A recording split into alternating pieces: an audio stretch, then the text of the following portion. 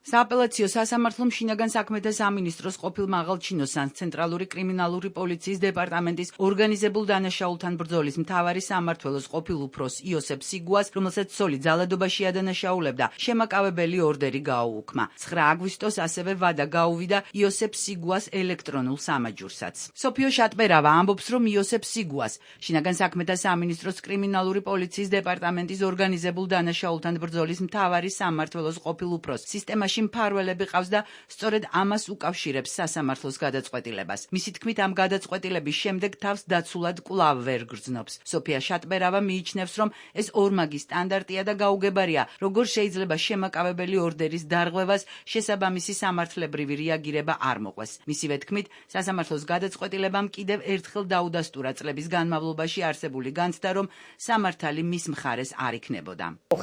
მოქმედებენ ამით, რომ აი ჩვენ კი დაუტოვეთ სამაჯური მივეცით, მაგრამ ეხლა გაუუქმეთ.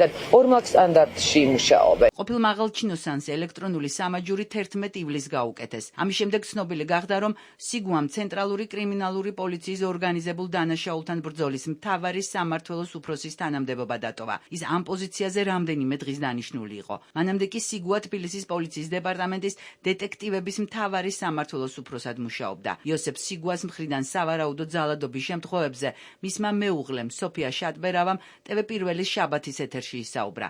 შატბერავამ თქვა, რომ სიგუა მას სიცოცხლის მოსპობით მე-12 სართულიდან გადაგდებით კასრში ჩასმითა და დამარხვით ემუქრებოდა.